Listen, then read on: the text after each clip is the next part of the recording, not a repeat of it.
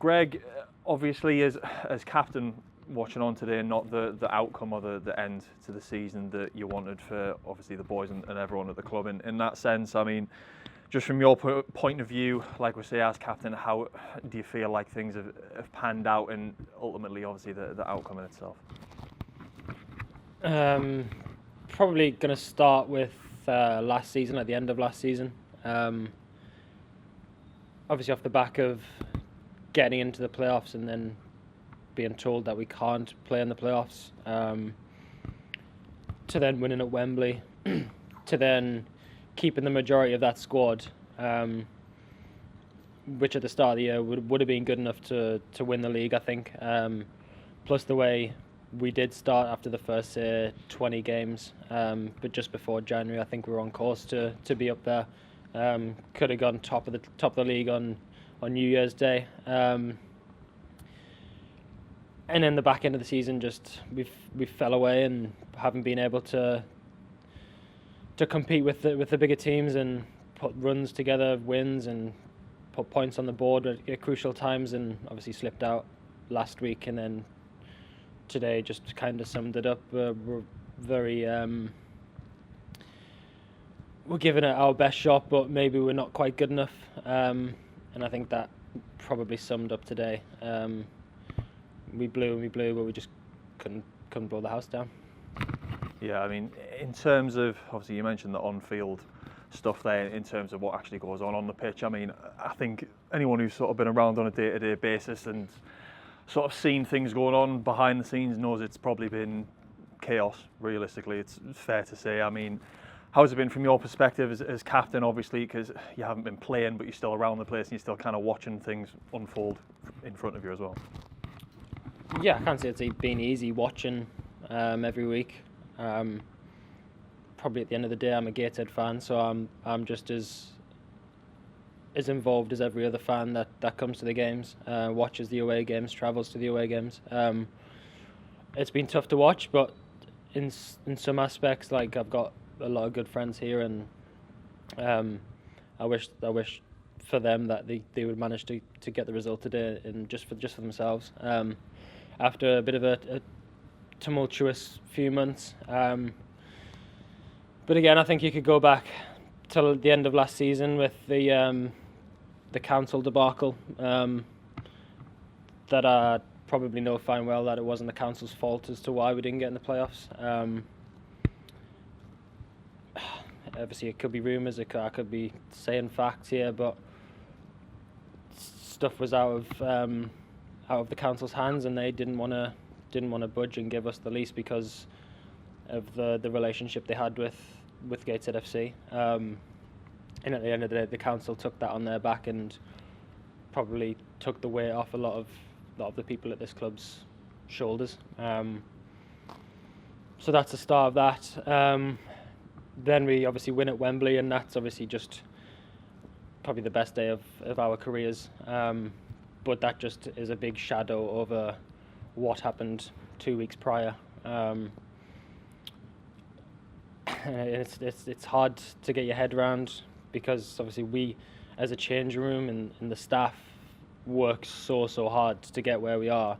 But there's really no help from anywhere. It's just us. And unfortunately, that's just the way this club's been for the last 6-7 years since I've been here. Obviously, the ship got steadied at the start after Cala and stuff like that. But this season, I've never seen a club meltdown as bad. But yeah, the season starts, and then we're obviously flying. We've got some amazing players. The team's gelling. We're playing some really good football. And then January comes along, and obviously there's sniffs with different managers at different clubs, and it's kind of always expected that bigger teams are going to take your bigger players, and that is football. But I genuinely felt like we had something special, and we didn't. You don't need to get rid of those players or lose those players. Wheeler was huge. Oniseni was huge. I think both probably would have wanted to stay, but have decided to leave, and that's just the nature of football. Which is hard because why can't we keep good players? We've never been able to do it. They've always gone one step higher. They've always gone two steps higher. And players nowadays come in to Gateshead, see the way they play, and it's almost like we can just come in and showcase.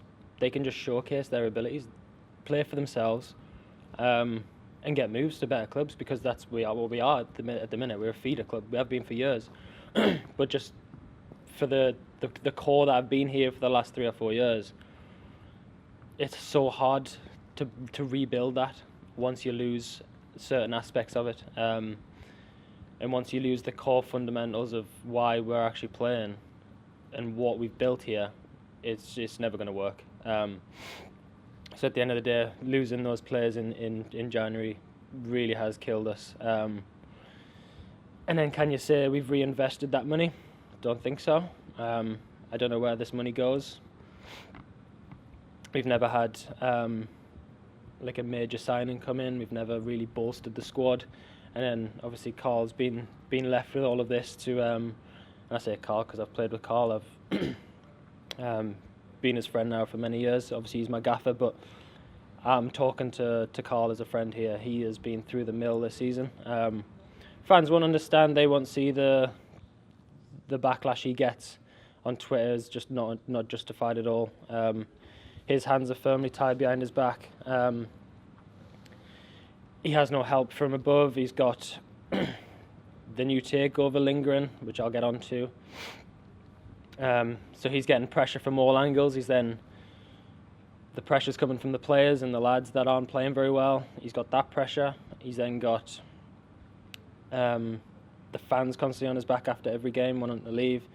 But the club can't even get rid of him because the current situation just isn't viable to do so. And Carl will probably speak for himself and say that. And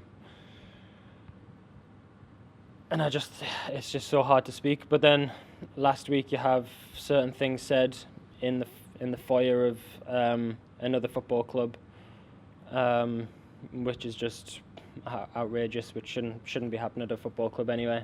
So yeah, now I'll go on to the takeover situation. This has been lingering over us for 4 or 5 months now.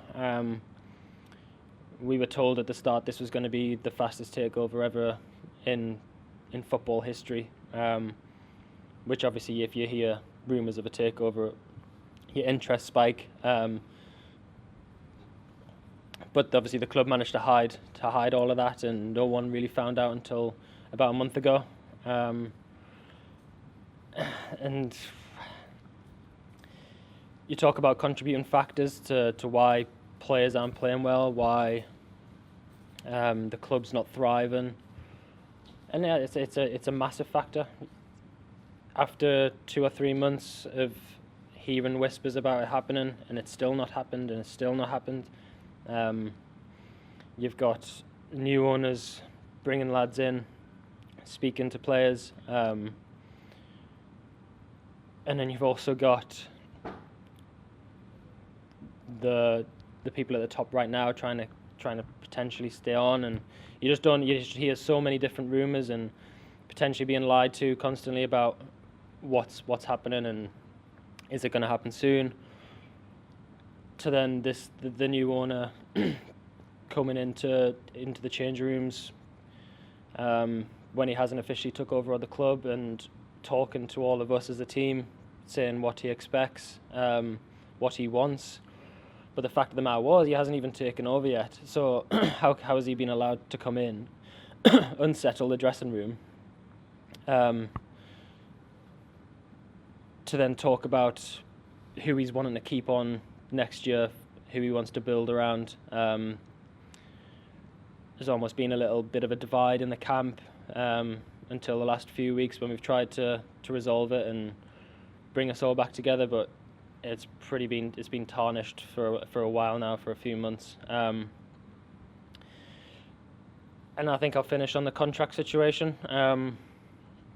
As I'm speaking right now, officially out of contract, along with probably 10 or 12 lads. A few have options, that the club hold, but there has not been one single talk between me and this football club to continue at this football club. I've been here 7 years now. I've given my all. I've ruptured ligaments in tackles. I've broke my leg. I've won at Wembley. Won the league. Took wage cuts the first 2 years I was here. Just to help the club survive. And now I'm being treated like probably something on the bottom of your shoe, and I won't swear. I've asked the question, however, umpteen times, what is going on? Haven't had a proper answer yet. So yeah, at the minute, this is where we're at. I've tried my best for the other lads in the team to know what's going on. I haven't had the answer. Who is going to give me the answer? I have no idea. Is it the new owners? Is it the old owners? No idea. So yeah, at the minute it's been a pleasure, and I've loved playing for Gateshead. I'll probably be a fan for life, but there's a very sour note in the air at the minute.